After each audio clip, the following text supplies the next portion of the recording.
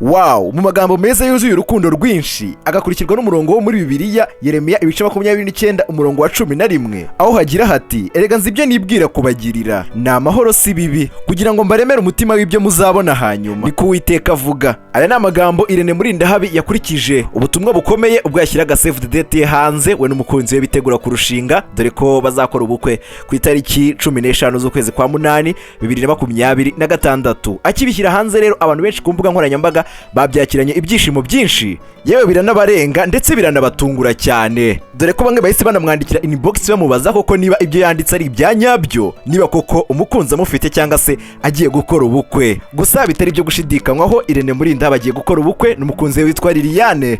Hanyuma rero ibyamamare byinshi bitandukanye hano mu gihugu cyacu cy'u Rwanda barimo ba Bruce Melody, ba Clapton Kibonke, barigani Rugaju, ba Ben na Chance bose bagaragaje ibyishimo bidasanzwe bagaragaza ko bishimiye cyane uyu munyamakuru Irene Murindahabi. Abo ngabo rero bagaragaje ibyishimo ku buryo bukomeye, ariko tugeze kuri Kamikazi Dorcas uririmbana na Vestine we byari ibindi byanamurenza ararira. Uti byagenze bite rero? Ndagira ngo tubane muri iyi nkuru akantu ku kandi nta kintu na kimwe dusimbutse ngo wayikaze kuri Admount New.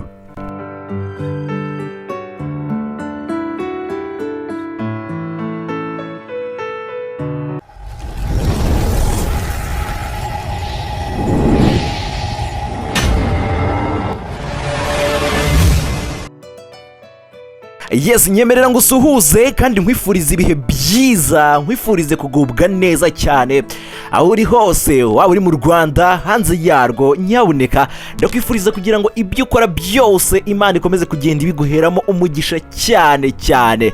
Ari nako ngushimira wowe ufata umwanya ukavuga ngo rekaze uze ubane natwe mu biganiro tugenda dukora umunsi ku wundi, dore ko tugenda tuganira amwe makuru abakomeje kugenda acicikana ku mbuga nkoranyambaga zitandukanye mu binyamakuru bitandukanye hirya no hino, nibyo ngenda ngukusanyiriza hanyuma nkabizana tukagenda tubiganiraho akantu ko kandi nta kintu na kimwe dusimbutse. Hanyuma rero ku mbuga nkoranyambaga zitandukanye abantu benshi batunguwe cyane no kubona ubutumwa bukomeye Irene Murindahabi yashyize hanze agaragaza itariki ye y'ubukwe, agaragaza Save the Date, agaragaza ko agiye kuba yabana n'umukunzi we cyane witwa Liliane. N'ubutumwa yashyize ku rubuga rwe rwa Instagram, abamukurikira cyane bose bahise babibona ndetse n'ibinyamakuru byinshi bitangira kubyandika. Amasaha ya kare rwose mu masaha ya saa 5 n'indi minota nibwo yikojeje kuri Instagram ye arangije postinga amafoto atandukanye agaragara we n'umukunzi we, ngira ngo muri kugenda muyabona aho muri screen yanyu uko byari bimeze. Hanyuma rero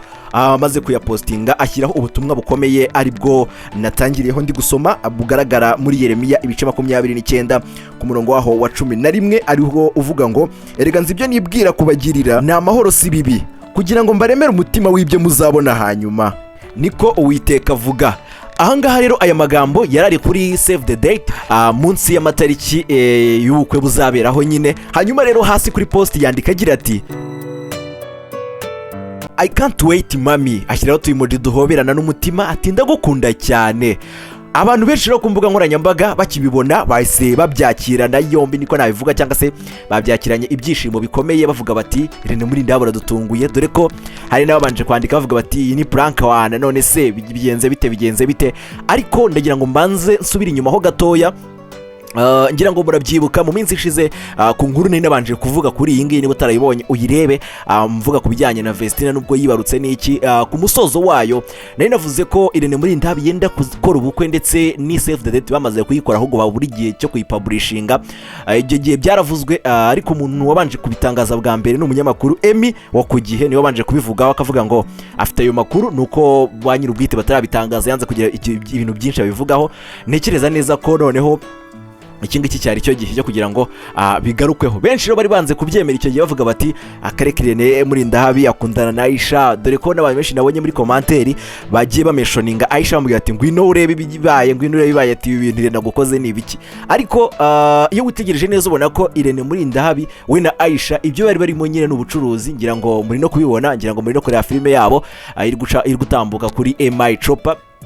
ni YouTube channel yabo ya gatatu nayo banyuzaho ibijyanye na entertainment. Ni filime nziza cyane rero n'abantu benshi barimo barayikunda dore ko n'imibare iri hejuru cyane cyane ko rero Irene Murindahabi ntari yanatekereje ko babikoze kubera ko babonaga ko nyine we na Aisha abantu bakunda cyane ndetse bifuza ko bakundana kandi bitashoboka wenda kuri bo, nibwo guhita bavuga bati reka tubikinemo filime wenda abantu bakomeze batubone, bakomeze badukunde, abadukunze kuva kera bakomeze badukunde, hanyuma natwe tunabibyaze n'amafaranga.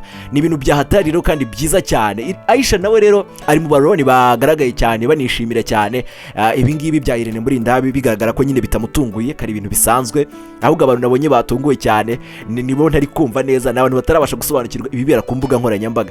Abantu bese ibintu batangaza ku mbuga nkoranyambaga ntabwo nyine byose aba ari ukuri, ntabwo ariko bari ukuri. Niba wakoraga interview ukavuga ngo barakundana ntabwo biba ari ukuri, kuko na Aisha yagiye abigarukaho mu biganiro bindi bitandukanye ku yandi ma YouTube channel yagiye akora avuga ko we na Irene ari inshuti cyane, apana ibintu byo kubana. Rero kuri uyu munsi nibwo Irene yaje kuba abishyiraho akadomo, yerekana umukunzi we, anavuga ko ategereje nyize amatsiko uriya munsi udasanzwe w'itariki 15 z'ukwezi kwa munani.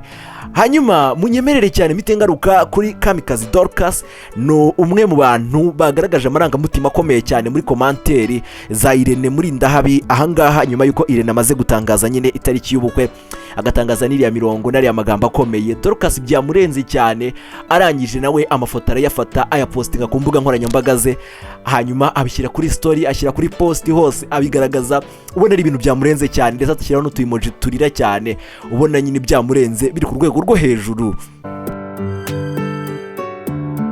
Ndetse kandi agenda akurikizaho n'amagambo meza rwose, ubona ko nayo byamutunguye, avuga ati wow congratulations, ubona ko nta mutima mubi rwose, nukuri abyishimiye kandi cyane. N'ibindi byamamare rero bitandukanye byagiye byigaragaza muri komanteri, aho nabonye Clapton Kibonka avuga ngo ubu ngubu ngo Irene Murindahabi yafashe umwanzuro ngo ntabwo ari kwemeranya na Rock Kimomo kuri ya gahunda bihaye kuvuga ngo ngo nta gikwe, ngo nta bya biboro nyine byose byo ashyigikira ibintu byo kudashaka umugore. Avuga ati Irene Murindahabi yitandukanyije na za gahunda za Rock Kimomo.